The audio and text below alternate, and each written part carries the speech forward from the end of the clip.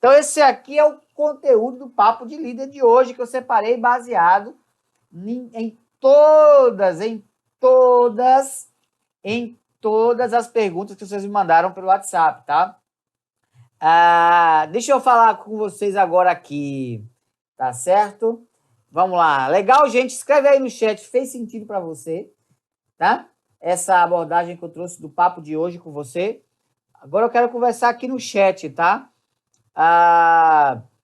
Fez sentido? Escreve aí se fez sentido para você, tá bom? Vamos lá. Vadenilson. Eu fui penalizado por ser flexível com os colaboradores. Isso é bom ou é ruim? Isso é ótimo. Isso é maravilhoso. Porque se a empresa está te penalizando, ou alguns estão te penalizando, porque você foi flexível, porém, essa flexibilidade gerou resultados positivos, a métrica vai ser a transformação das pessoas e o resultado positivo. Tá bom? Vadenilson. Se gerou o resultado positivo e a vida das pessoas melhorou, não tem problema nenhum. Gente, a vida do líder não é apenas receber aplauso. A vida do líder também é receber pedrada. Grandes líderes recebem muitas pedradas, mas eles vão pegando as pedras que sobram, que caem, e constroem uma muralha. E aí ele se fortalece, tá? Então, Vadenilson, não fica preso a isso, não.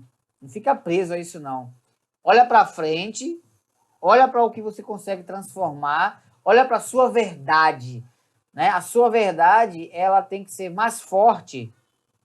A sua verdade tem que ser mais forte do que aquilo que te penalizam. E se for necessário, demita quem te penaliza, tá bom? Demite, pode ser até seu chefe, demita ele, tá? É forte, mas é verdade, gente, tá bom? Walter Educa, a liderança antifrágil seria outra moda? Seria outro degrau acima? A liderança antifrágil é também uma moda se você acreditar que a liderança antifrágil é ela que resolve todos os problemas do mundo corporativo, do mundo empresariado, do mundo. Eu não gosto de rotular liderança, como já fizeram, e olha, quando as empresas me contratam para palestras, para mentorias, eu sempre digo o seguinte: a liderança é dinâmica e não estática. Você precisa ter um método e não um estilo de liderança. Por isso que eu instituí o método The Legacy, porque ele traz um horizonte de flexibilidade para o líder gerar resultados. Então, se você endeusar, colocar a liderança antifrágil no pódio, vai acontecer o mesmo erro que aconteceu com a liderança coach. Já tem líder saindo da liderança coach, tem empresas saindo fora da liderança coach, porque viu que deixa a dinâmica da liderança. Veja que curioso, é até um contrassenso isso, né? É até uma dicotomia, né? Deixa a dinâmica da liderança estática, né? Então, eu costumo dizer que nunca endeuse uma liderança. É apenas uma das ferramentas e um dos modelos. E eu aconselho que você tenha um hábito antifrágil, não apenas para liderar, mas para a vida, para que isso fique automático. Automático, tá? O líder antifrágil, ele é muito mais do que um profissional. Ele é um ser humano antifrágil, diferente do coach. Apesar de que a ferramenta coach serve para a vida, mas a gente não usa coach para viver. Agora a gente usa outras ferramentas fortes para viver, para superar emoções, não é? Para superar obstáculos, paradigmas. Não é só com coach que resolve isso. Se resolve isso também com antifragilidade, com controle das emoções de maneira diferenciada, né? Tem uma frase que é usada na psiquiatria, especificamente dentro da análise transacional, não é? Que inclusive é trazida do mundo oriental, que é o seguinte: o ser humano é como a água do mar, não é? Salgado em todos os lados. Então, se a maré estiver alta, o mar é salgado. Se a maré estiver baixa, o mar é salgado. Se a maré estiver agitada, é salgada. Então, o que acontece? O ser humano é o mesmo. A dinâmica é que muda. Se a maré não é alta o tempo todo, então o líder não pode ser coach o tempo todo. O líder não pode ser antifrágil, só antifrágil para liderar. Porque antifrágil tem a ver com os obstáculos e as pancadas que você leva. Mas, de maneira normal, não é a antifragilidade que vai tocar a sua liderança. É outra coisa. Pode ser a liderança, por exemplo, democrática, pode ser a situacional, pode ser a... Entenderam? Então, a liderança dinâmica e não estática. E infelizmente, o mundo corporativo gosta, né, de modinhas na liderança para treinar o seu time. E aí a coisa complica, porque você vai ter que, daqui a 3 anos, 4 anos, vai ter que abandonar a moda. Aí complica, não é? Legal, Walter? Fez sentido para você? Quem mais aqui? Zé Renato! Prazer, Zé Renato. É fazer a gestão através do empowerment, com follow-up contínuo, delegando, acompanhando e intervindo quando for necessário. É o que a gente chama de delegação que empodera, né? Delegação empowerment. Mas isso não é fácil, não. Isso não é fácil, não. Isso é muito complicado. Porque quando você fala de follow-up contínuo, é fácil. Porque follow-up contínuo tem a ver com comando, tem a ver com controle. Intervir é fácil, porque tem a ver com comando. Agora, empowerment não é fácil, não. O empowerment tem a ver com a sua coragem de dar o seu pescoço a prêmio, não é? Então, empowerment é difícil. Follow-up contínuo e acompanhamento é ferramenta de gestão. Agora, empowerment é liderança. É liderança porque tem a ver com coragem. Coragem de colocar a cabeça a prêmio, coragem de se arriscar pelo trabalho dos outros, coragem de assumir a responsabilidade, né? De carregar o defunto pela cabeça. Então, é verdade, você tem razão, Renato. Mas o follow-up tem a ver com liderança. Aliás, o empowerment tem a ver com liderança e o follow-up contínuo e o acompanhamento tem a ver com gestão, né? Bacana, show de bola. O Walter realmente não ouvi sobre home office. Ô, Walter, não tem problema nenhum, né? Não tem problema nenhum. Vou te mandar o link depois da live. A live, gente, não vai ficar no ar, tá? Não vai ficar no ar. Ela não fica gravada. Perdeu, perdeu. Quem veio, veio. Quem não veio, não veio. Mas depois ela vai no outro formato para o ar aqui no canal, tá bom? Que mais? Deixa eu me ver aqui. O Valdenilson, quando se é bom líder, a equipe funcionará. Melhor ainda na ausência. Vejo ainda muitos colegas que buscam liderar simplesmente pela função. Eu que mando isso, é lamentável. É o normal no Brasil. Pesquisas de revistas como Exame, Fundação Getúlio Vargas, Você S.A., outras notícias, pesquisas internacionais são unânimes em ver que, por exemplo, o Brasil ele é cerca de 70% autocrático, a liderança. A nossa liderança ela ainda é pautada pelo centro-comando. Por quê? Primeiro, por questão cultural. Nós viemos da Revolução Industrial, a cultura da liderança industrial ainda é muito forte no Brasil. A escola da liderança no Brasil ainda é uma escola de centro-comando. Não é uma escola de cuidar de gente, de influenciar, de uma escola de flexibilização, uma escola de abrir para ideias. Não, é uma escola de centro-comando, a nossa escola brasileira, ainda. E é ainda lamentável, está diminuindo, mas ainda é muito forte o centro-comando. Ainda existem muitos líderes de centro-comando no Brasil, tá? E eu não gosto da definição que eu vejo muita gente colocar aí na internet, de falar em mentorias, treinamentos e palestras, que é a diferença de líder e chefe. Eu não gosto desse endeusamento do termo líder e muito menos, né, da demonização do termo chefe. Por quê? Por que, José Rodrigo? Porque eu vou te falar, existem líderes sensacionais que são chefes.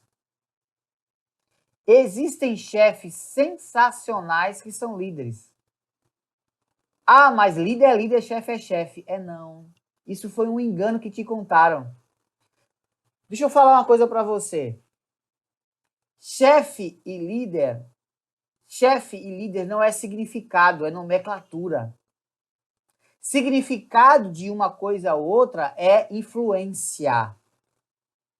Se você tem alguém que influencia muito, mas que ele é muito mais gestor, muito mais chefe, ele gera resultados positivos.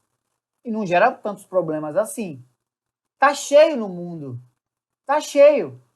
Ou você acha que a maioria das empresas no mundo que conseguiram grandes resultados foi feito por líderes?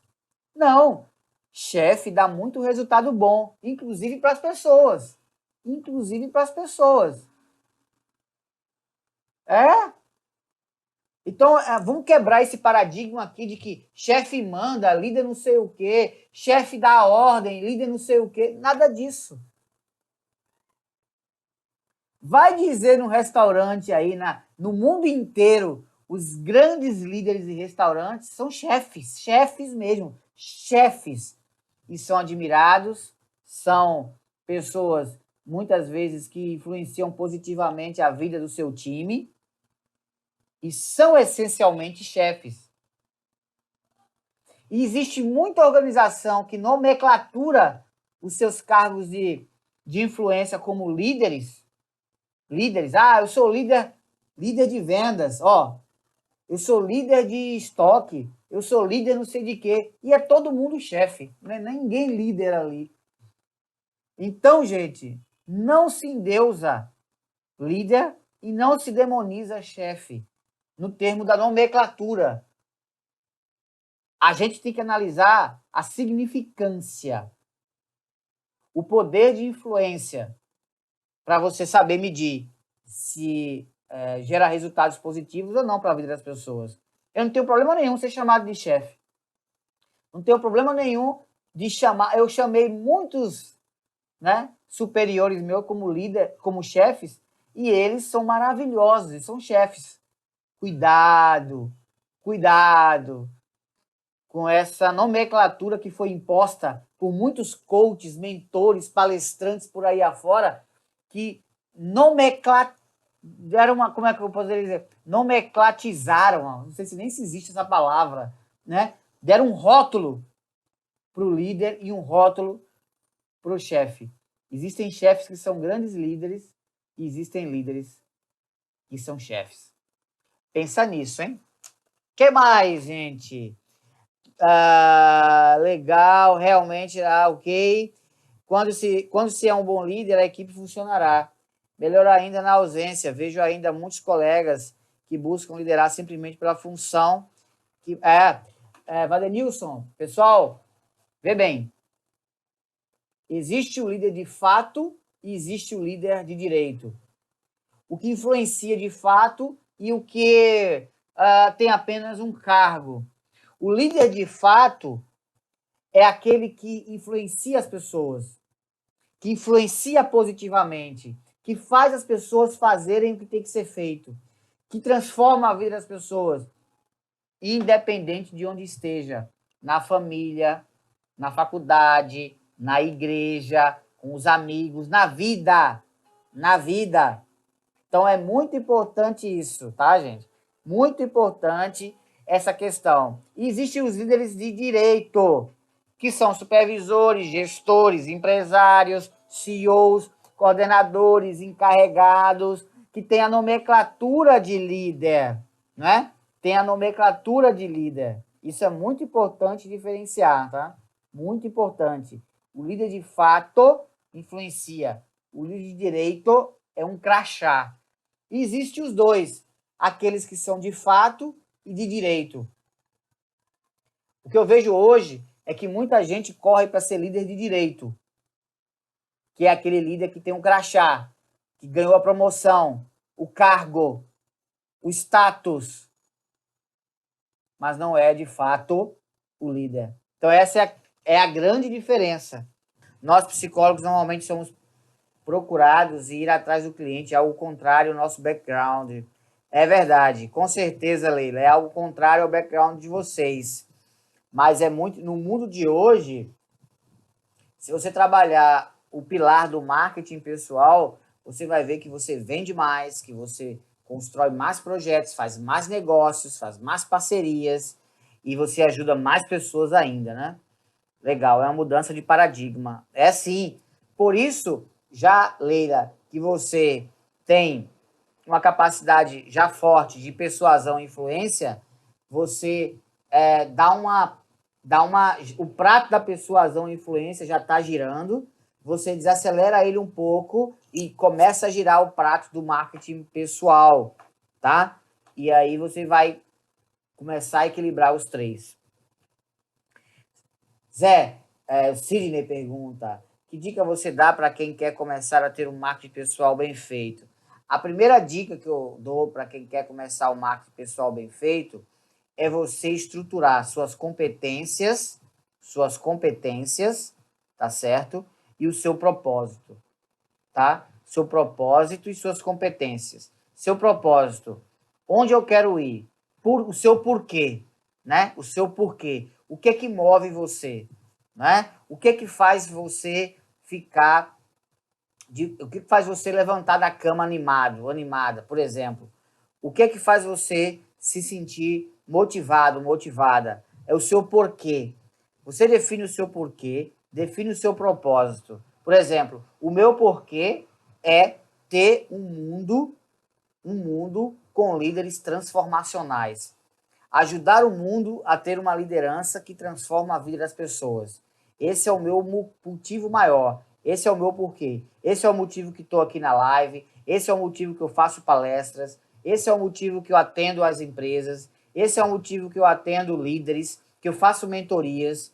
Por quê? Porque eu quero ver esse mundo transformado através da liderança, tá? Então esse é o meu porquê.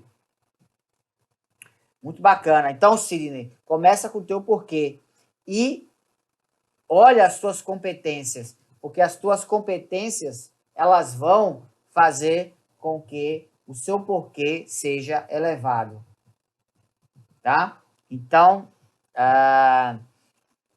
o resumo é, se você é um líder que não tem propósito, se você é um líder que não tem o seu porquê bem definido, para tudo e vai, começa a definir. Escreve qual é o teu porquê, aquilo que vai impulsionar sua alma, aquilo que vai fazer você ser quem você é de uma maneira autêntica, verdadeira e transparente. O seu porquê vai ser impulsionado pelos seus talentos. Os seus talentos, eles vão funcionar como uma mola para que o seu porquê, o seu propósito, ele decole. Eu vejo hoje muitos líderes que eles não têm um porquê, logo, os talentos deles não conseguem impulsionar eles para resultados maiores e grandiosos. Então, passo número 1, escolha e defina o seu porquê. Passo número 2, liste os seus talentos e use os seus talentos para funcionar como molas para que eles impulsionem o seu porquê. E aí você vai ser um líder transformacional, um líder de resultado, um líder que muda a vida das pessoas. Legal? Show de bola, Sidney? Bacana? Começar a continuar sempre. Leila, usar sempre os 3. O foco no que precisa, dê maior atenção a cada momento. Isso, Leila! Isso mesmo! Não é usar um de cada vez, exatamente. É usar os 3. Agora, não precisa ser os 3 rápido, ao mesmo tempo. no começo, pode ser os 3 devagar. Gente, é a mesma coisa do malabarista de pratos. Ele começa com 1, parte para o segundo, parte para o terceiro, depois que está a habilidade, e aí ele equilibra os 3 pratos ao mesmo tempo. Não é? Tem algum passo a passo? O passo a passo é esse, Sidney, tá? Listar o teu propósito, anotar no papel, colocar numa cartolina em letras garrafais, qual é o teu porquê, tanto na vida pessoal, na vida empresarial, na sua vida como um todo, e aí depois você partir para listar os seus talentos e fazer com que os seus talentos, praticados eles dia a dia, na empresa, na vida, eles impulsionem o seu propósito, tá bom? Seria possível identificar perfis difíceis no processo seletivo? Se sim, por que foram contratadas? Se não, qual plano existe para lidar com essa dificuldade ou conflitos? Bem, o plano eu já falei agora para vocês, não é verdade, Robson? E é possível identificar perfil difícil no processo seletivo? Para você identificar no processo seletivo se alguém que vai entrar para o seu time é uma pessoa difícil ou não, eu vou te dar algumas orientações. Primeira orientação: procure saber, através de perguntas simples, se a pessoa que está, por exemplo, na entrevista ou em uma dinâmica de grupo, tem um processo chamado transição esquizofrênica. O que é uma transição esquizofrênica? Existe uma ciência na psiquiatria chamada análise transacional, que ela foi descoberta, desenvolvida, trabalhada por um psiquiatra canadense na década de 60, chamado Eric Berne. E ele estudou análise transacional vendo o seguinte: nós temos basicamente 3 estados de ego. 3 estados de ego. O primeiro estado de ego é o ego pai. Segundo, o ego adulto. Terceiro, criança. Então, coexistem junto de nós o pai, o adulto e a criança. A gente fala como pai, ou como adulto, ou como criança. Responde como pai, como adulto e uma criança. O que é uma pessoa difícil, que tem uma tendência, que provavelmente vai dar trabalho? É uma pessoa que, quando você faz uma pergunta no pai, ela vem na criança. Ou você faz uma pergunta na criança, ela vem no adulto. Ou você pergunta no adulto, ela vem no pai. Geralmente as pessoas difíceis têm um pai muito forte. Como é o pai? O ego pai é assim: eu não falei? Tá vendo que eu tinha razão? Tá vendo que ninguém me escuta? Tá vendo que eles não têm moral? Tá vendo? Por mais que eu fale, não sei o quê, eu não disse pra... Isso é o pai, como se fosse o pai falando com o filho sobre algo que o filho está fazendo errado e ele não quer corrigir. E aí aparece o pai. Tem gente que vive a vida no pai, com a esposa, com os filhos, com o marido, com os amigos. Tá falando de futebol com alguém, fala como se estivesse brigando.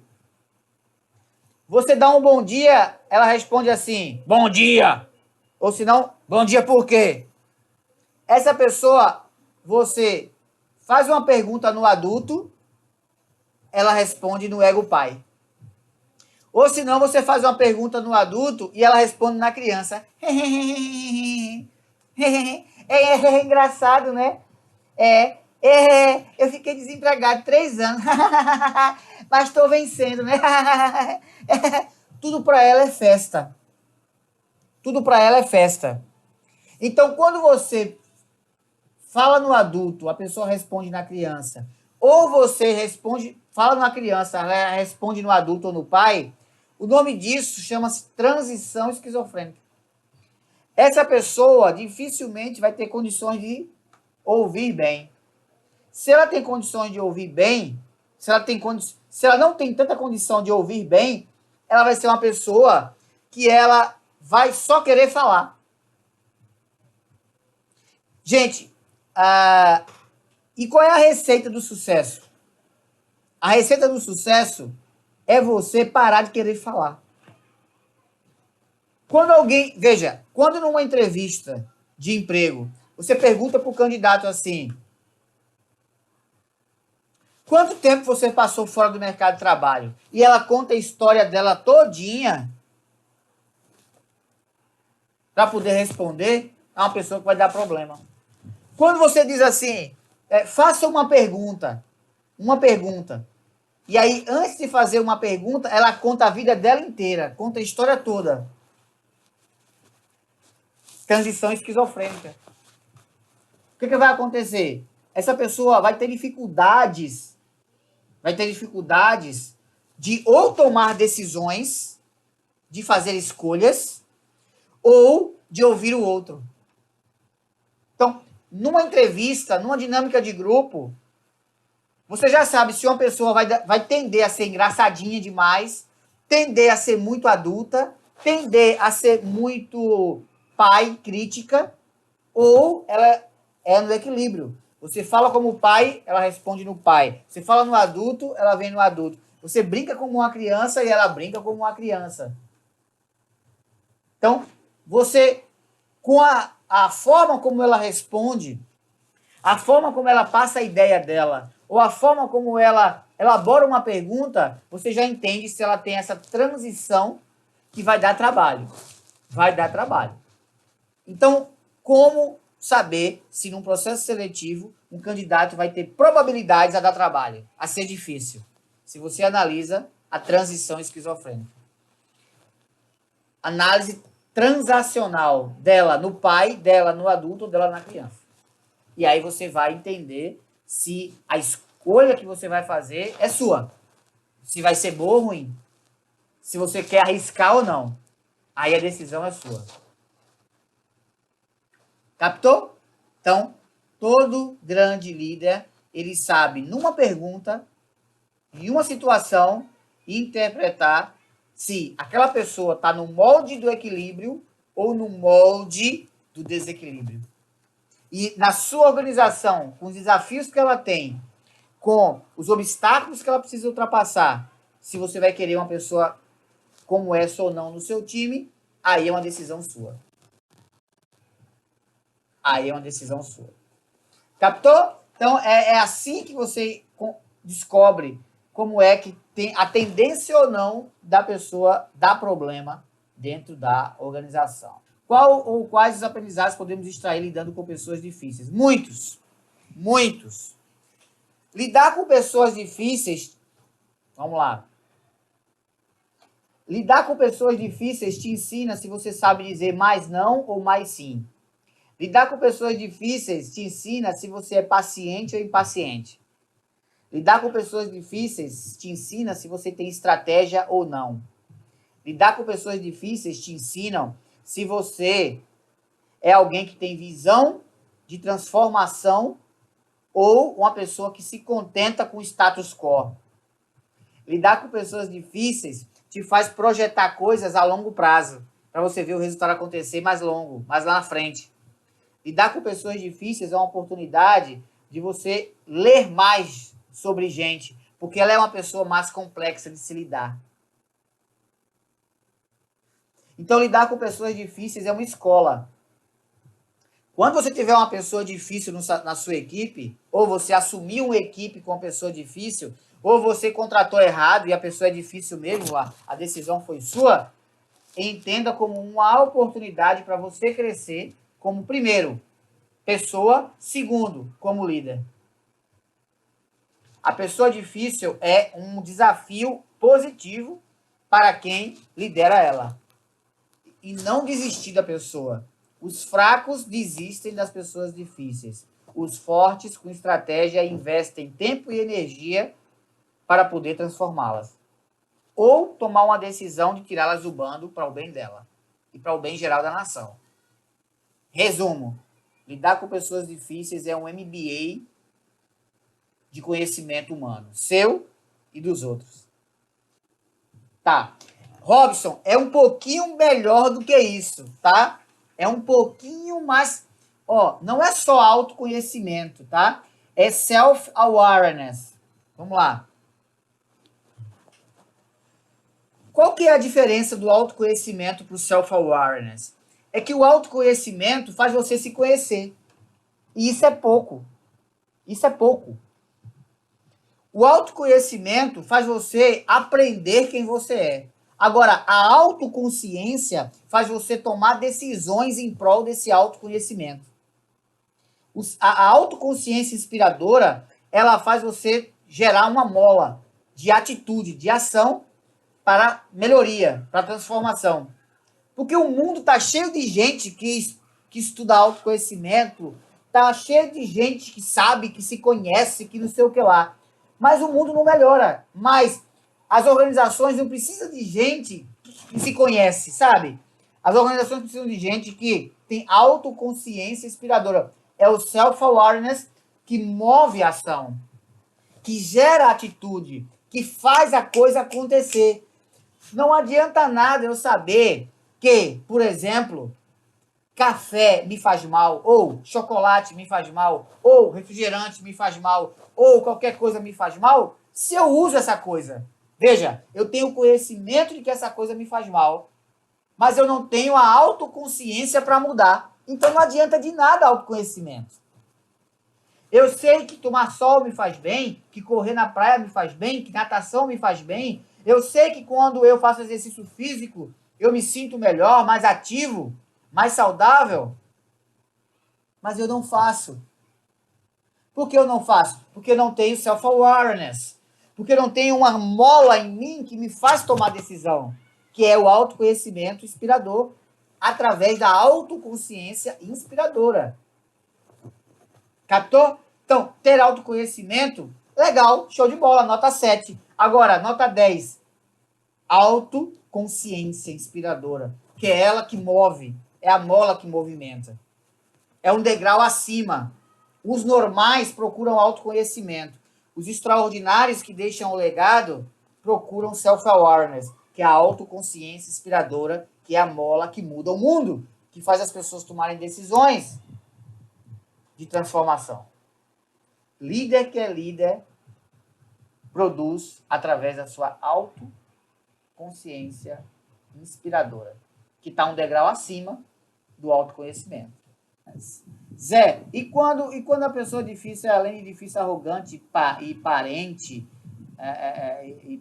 é isso? Porque não pode desligar. Como proceder? Aí você se desliga. Se é uma pessoa que você é difícil, não tem jeito, você veja, tem que ter tentado. Tem que ter tentado. Você só parte para a decisão do checkmate se você tiver tentado a primeira e a segunda forma que eu falei, feedback positivo com o trabalho de conhecimento do código de barras. Então, se você é uma pessoa que dá feedback positivo para compreender o que ela entende, o que ela pensa, quais as ideias da pessoa, e você como líder também procura entender o código de barras dela, a engrenagem dela, você tem um degrau agora aí acima da maioria para tomar decisões, por exemplo, de demissão ou se demitir, caso essa pessoa tenha um certo grau de poder ou essa pessoa tenha uma certa influência positiva que não pode ser retirada. A decisão é sua. Sempre a decisão é sua de mudar, transformar as pessoas, caso você queira e ela também, ou, se não, se estiver acima da sua competência, você tem a decisão de quê? De fazer um processo de outplacement, meu querido. Você se demitir e fazer uma recolocação profissional, e aí você bater as asas e você nadar no oceano que você merece. Você não está fadado à situação de ter que suportar algo que você não queira, caso você não possa dar solução, tá? Sempre está nas suas mãos a capacidade de decisão. Uma das coisas que eu sempre digo que o líder tem que saber ter é a capacidade de jogar fora. É a capacidade de pegar a casca da banana, jogar no lixo, de pegar o que não serve, de pegar o que não dá, de que incomoda e jogar fora. é uma capacidade rara hoje, não do líder, mas do ser humano como um todo. A gente vem de uma cultura que muitos ficam acumulando coisas que não usam. Inclusive pessoas. A gente vem de uma cultura onde, muitas vezes, quando a gente chega na casa de alguém ou de algum amigo, ele diz assim, olha, não olha não a bagunça. Ou senão assim, ó, isso aqui é minha sala, aqui é meu... Apresenta a casa para você e diz assim, ó, olha a frase. Não olha não que esse aqui é o quartinho da bagunça. Sabe? A gente vem de uma cultura onde você tem a maleta da bagunça, você tem o quartinho da bagunça, e você tem também coisas na sua vida que você é o lugar da bagunça. É o lugar onde mora ódio, é o lugar onde mora rancor, é o lugar onde mora ansiedades, é o lugar onde mora preocupações, estresse. É o lugar onde mora chateações e é o lugar onde mora pessoas insuportáveis. E você tem que aprender a testar, investir e saber a hora do checkmate para você jogar fora. Seja jogar fora se você puder, no seu status de poder, ou você jogar fora pela sua decisão de não estar mais naquele lugar. Você não é obrigado a trabalhar num lugar onde você não está bem com as pessoas e você não tem controle sobre elas. Ó, se faz mal, a massa, joga fora. Jogar fora é uma arte milenar. Olha, Jesus fazia isso toda hora. O que mais Jesus fazia? Jogava fora. Jogava fora. Se você for ler a história bíblica dos grandes líderes bíblicos do Antigo até o Novo Testamento, desde Adão até chegar lá em João, citado no Apocalipse, você vai ver que toda a história bíblica é feita no esquema. O quê? Utilizar o que é justo, utilizar e jogar fora o que não presta. Então, o líder ele tem que ter essa capacidade de tomar uma decisão de jogar fora. Sabe? Jogar fora. Para quê? Para poder ele crescer, para poder ele avançar.